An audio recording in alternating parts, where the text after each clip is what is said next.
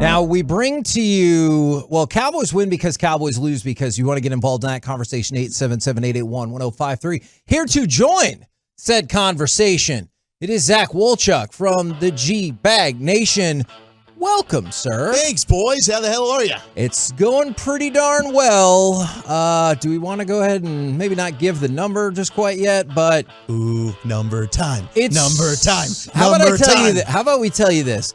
It is 12:05 in the PM, and thanks to you guys, we have now crossed the threshold for the most money ever raised during Peace-a-thon. What? At noon? At noon. Dude, Yeah, I this have is no amazing. clue what to do now. Like, do we just stop? We set new records. Yeah. Let's set new records, and if you want to donate, 1053thefan.com/Peace-a-thon. You can also donate. If you want to get involved in the auctions, great. Yes. If you want to donate, let's do that. So Wolchuk is suggesting do what Deron Bland's going to do by the end of the year. Yes. Break the record for most pick sixes, and then break your own record as you just continue moving along. Just keep record setting. Yes. That's what we do here. Yeah. Just like that. Chris Arnold finds new Hall of Fames to get into every year. Yes. We're going to keep setting records right here at My I Possibilities. love that idea. That's a great idea. Let's do it. Now it's time for Cowboys win because Cowboys lose because.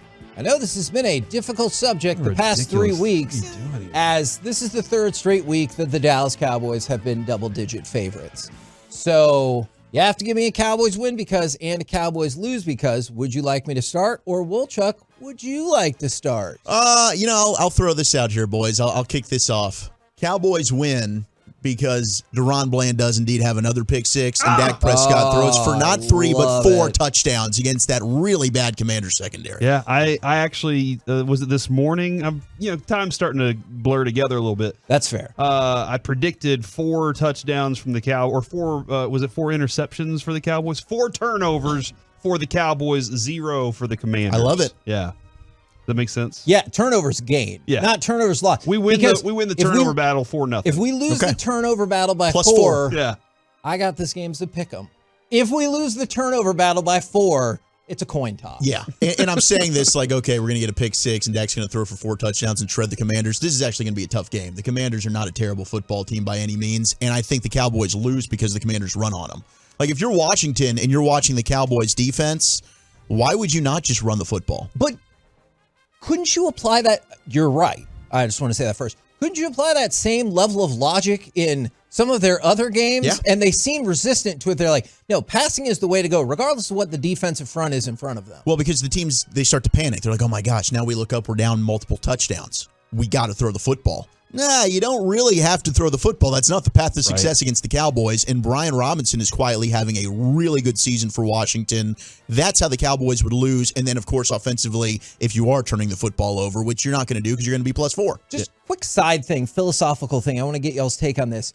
I always think it's weird when it's the beginning of the second quarter, midway through the second, and it's a 10 to 14 point game, and people are like, well, we couldn't run the ball. Got to throw it. Got to air it out. That makes no sense to me. Let's cue up the Dotson ball. That's preposterous. You have plenty of time to continue. Yeah, that plays right into the Cowboys' hands, which is why this is one of the reasons, Zach. I don't know if y'all have discussed this as much in the post game show as maybe Eric and Broadus would in the pregame.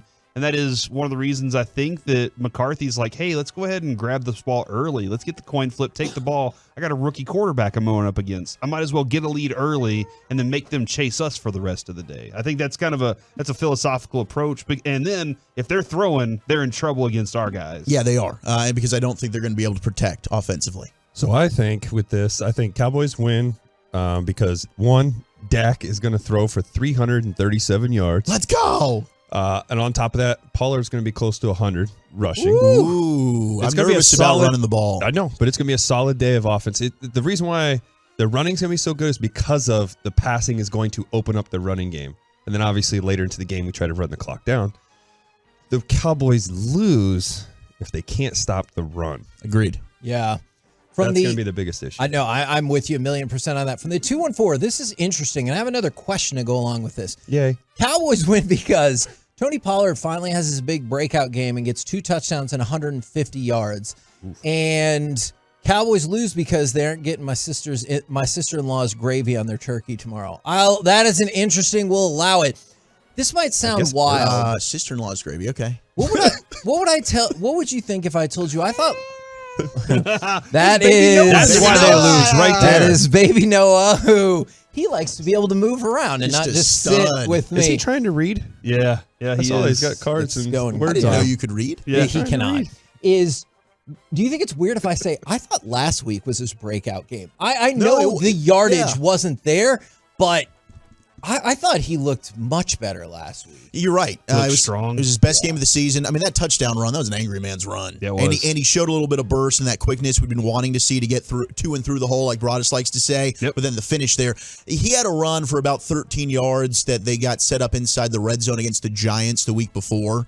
That got me a little more confident. Okay, I think Tony Pollard's turning the corner here. And because of the phrasing that you just used, I want to remind everybody that on 1053thefan.com/peaceathon, we have a Ricky Williams autographed jersey that is inscribed "Hitting holes and smoking bowls." I might need to go bid on that right That now. is a real thing. That's my motto. That I could see that. Oh, yeah? Oh, yeah? Oh yeah. Oh, yeah? I could definitely. Oh, yeah. I could definitely see that. don't From think you the can do 682, Cowboys win because Sam Howell gets sacked 11 times. And then It's possible. You're not going to like I really do think that's a How possibility. many of those are Micah's? And he's right back leading the league in sacks again. And he's going to tell Brian Broadus, I told you I wasn't slowing down. Exactly, and Dorrance Armstrong was getting good pressure last week. I think he can add to that if he wants to against this offense. Fowler gets 4 sacks on his 4 snaps. Yeah. Be amazing. He is wild that gosh. he gets as much pressure on the limited snaps. It You're is. like, how does he not on the field more? And they're just like, we got a lot of guys. Rotation. We got to get Sam Williams Got out a there. lot of people. My Cowboys win kind of fits with that one too, is because the Commanders' offensive line is terrible. The Cowboys had 7 sacks against the Giants. They have the #1 pass rush win rate person on the team in Micah Parsons, and Sam Howell has been sacked 51 times, by far the most in the league. Yeah, let it happen all day. He'll hold the football. Yeah. Yeah, he will. Because he's trying to make a big play Yeah. downfield. And I wonder how much of that, like, I know Bieniemy is trying to implement something new here. I wonder how much of that is when Bieniemy was working with Mahomes. Mahomes holding the football is a different story. Yeah. You know, like when he has the football in his hand, you're like, something last second, he's going to make a big play. With Sam Howell, it's just a little different. But he's treating him like that. He's treating him very similar to the way Andy Reid did offense. And then Cowboys lose because I thought about this, and this might sound odd because of the fire sale that they had, is the Commanders can still at times be effective stopping the run. Like you look back at the Giants game, and until they got to the fourth quarter, they completely neutralized the Giants running game. I know that is a hit or miss prospect for the Commanders, but that is something that they've shown the ability, even with offloading 2 of their premium talents, Right. that they can stop the run. Yeah, Deron Payne and Jonathan Allen are still 2 of the best defensive tackles in all of football. So that's why for the Cowboys, I want to see more of that pin and pull that you use to get Steele on the edge. Steele eliminates 2 Carolina Panthers, and then you have a 21-yard run from Tony Pollard. You need to hit the edge. Perimeter runs will be the key for the Cowboys. What have you thought about Terrence Steele, let's just say last week? Last week was his best game. Yeah. Last week was okay. Here's Terrence Steele. I mean, it was awesome that him and Pollard seem like they're both coming off major injuries. They both had slow starts to the season. We've all kind of been writing them off a little bit. It seems as though now we've hit Thanksgiving, and I know Bill Parcells used to be like, hey, you are what you are, right? And the season never really starts till after Thanksgiving. You start building up steam, getting to the postseason. Well, now those 2 guys seem like maybe they're starting to trust themselves a little bit mentally. There's always things that are weird coming off injuries. We saw that with Michael Gallup last year. But I thought Steele came off his best game. From the 469, Cowboys win because the defense gets 2 touchdowns and a total of 4 takeaways. Cowboys lose because of Mike McCarthy play calling. We need to check and see if that was Bobby's number. And from another 469, Cowboys win because Tank gets 7 sacks and ties Derek Thomas's record. And then the Cowboys lose because they can't stop the run. I love the DeMarcus Lawrence love, though. We need more Tank love out He's there. like, Right. there's never been enough love for what he does well. But whose fault is that? Oh, no. Hey, are you a Tank He's hater? overpaid for not having Okay. as many sacks as Hold as the on. money deserves. Hold on. Are we serious? Hold We're- on, we're doing Wolchuk. this. We're doing this. There is a middle ground here, I believe. I think you can say he is underrated He is. and agree with that. However, I also think you can add in the reason why he's underrated is he got paid money for a skill set that he did not deliver on.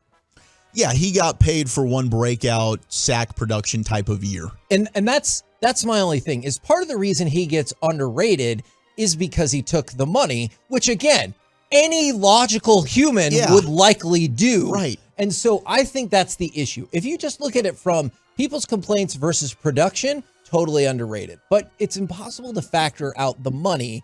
And that's why I think he gets underrated. Yes. I no, saw, you're 100% right. I saw what you tweeted out. I think there's a middle ground where multiple things can be true. Is he underrated? Yes. He's underrated because the money, because he got paid money for something that like he hasn't done at the same level. Because he hasn't had a double-digit sack season since. He has several excellent other attributes, including the run stopping, that is huge to this team. But it was just the money was what you were thinking, like, is going to go this way. And he kind of moved into not a defensive tackle position, but like he did some defensive tackle type like stuff. If you paid him and you were expecting him to lead the league in sacks, then that was bad money spent. But he is maybe the best all-around defensive end in the NFL. Like, you watch the All-22, the most consistent player, including Micah Parsons on the Cowboys defense, is DeMarcus Lawrence. And there might not have been a better indication of that than the Micah sack that came via DeMarcus Lawrence just swallowing up two human beings on a play. That was awesome. He's against the run. He's absolutely superb. The pressures have been there. The sack production, I get it. Has that declined some? Sure. But if we're looking at sacks as the end-all, be-all, we need to reevaluate how we're looking at defense. And that is a fair point. That's why I said I think it can be multiple things.